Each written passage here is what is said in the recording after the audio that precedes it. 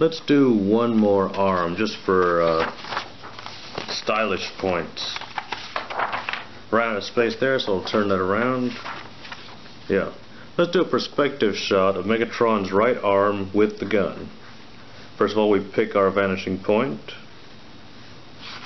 Just kind of do a few light lines that we're going to refer back to. Alright. Cut this triangle we've done in half. Bottom half is going to be his hand, top half is going to be his gun. This bottom half, say his hand is going to be right here. Pick a spot for his forearm. Now the forearm is going to be even longer looking than it was before. And everything else is going to be even shorter. Let's make this hand a little bit bigger, just for a dramatic effect. Then the gun is still going to appear on his forearm, same as it did before. We'll have the blaster part of the gun up here, right above his hand. And everything has to follow the line back to the vanishing point. So the blaster, again, this is going to be his forearm from here to here, and that's going to be the fist. You know, let me put some visibility onto stuff. Let me make his hand a little clearer. Let's make his wrist, like from this area to like the back of his hand, let's make it into a square, so we can kind of tell what's going on. Yeah, this is going to be the back of his hand. Knuckles will be here, and these will be his fingers. And the thumb will be over the top, because this is the right hand. We've got an octagon around his hand.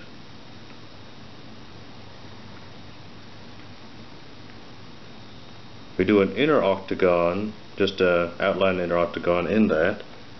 Then up to where his elbow is, we'll draw a line following this area down to here, following the vanishing point down to the necessary spot. Vanishing point down to the necessary spot. Then we just connect them all together. There we have his forearm. Now let's work on the red part of his arm, which is, I guess, his elbow, between his elbow and his deltoid. Catch the line up here, make sure it connects here, and on the outside, this is the outside of his forearm, we have to make sure the line connects to the vanishing point. We got that. Over here, same deal. Alright, now we're going to see the under part of his shoulder. So we'll just do this outline to show that we can see it. Let me shadow it so we can tell that this is an area that's not being hit by the light source. Come back again for the top part of his arm. Got that. Now, as per the other part of his, these are the rough sketches I was doing for his arm before that. Now we're looking at the right part of his right arm, so we're going to see these lines and that block on the side of his arm. So here's the block. We'll do our line here first of all. The block is going to come down here right above his I'm going to call it the red part again. I don't know what we would call that. It's not really a human anatomy area specialty area. But yeah, this part here just comes right above it. Then we've got the 4 lines. 1, 2, 3, 4. And this part that sticks out is coming upwards, facing this way. So it's going to be pointing upwards like that.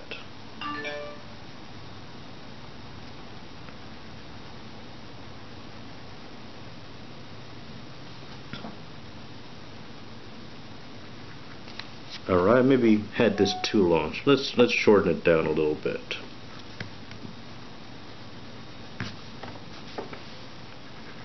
Looking a little bit better. Let's look at the gun now. we've got the butt of the gun figured out. Draw the inside. And now this, right at his forearm is where it starts to come, the gun's gonna connect. So we'll draw a line up from his forearm, and this barrel, or whatever you'd call it on a fusion cannon, is going to connect up here. Now as this line comes up, it's going to start rounding to take the shape of where the fusion cannon goes in, and that shape here will be an octagon.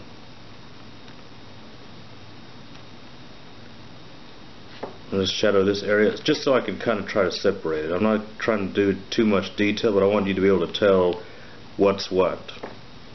Now, get to the vanishing point, move it up to the gun, and we want it to end from forearm, the end of the forearm to about the middle of the forearm. So let's bring this up on this side very lightly, and we're going to have it, okay, let's make another point up here just so we can kind of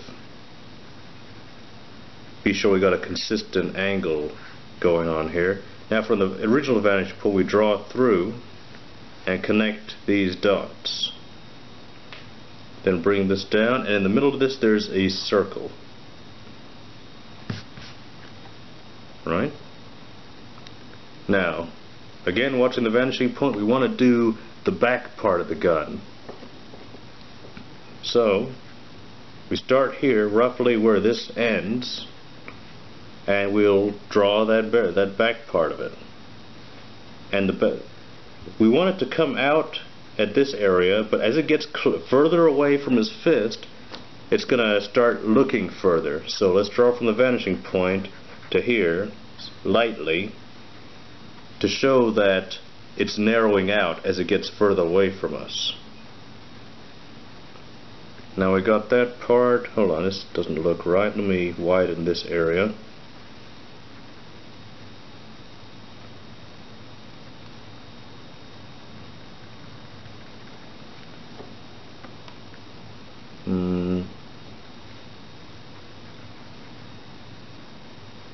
Something about this back part of the gun is not, let me see, the line, it's just not quite looking the way I'd like it to look.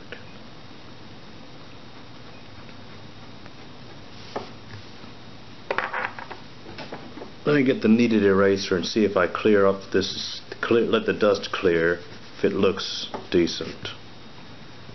Kneaded erasers, it's pretty handy. You can shape it and use it in a lot of area, and you don't have to wipe off the eraser dust or leftovers. Really good if you drew a very detailed page and you want to erase the basic lines without erasing your detail lines. Very useful tool. Alright, now back to where were we? Trying to figure out what was wrong here.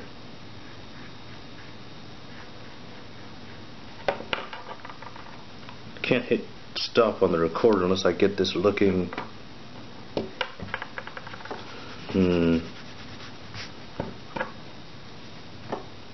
What is wrong with it?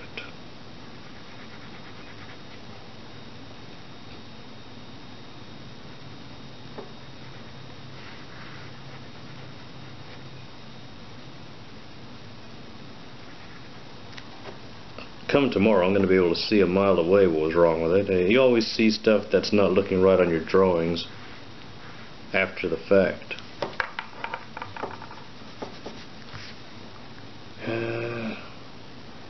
Well, I guess I'm as qualified to teach perspective as I am to teach how to draw hands. But yeah, that's the basic idea.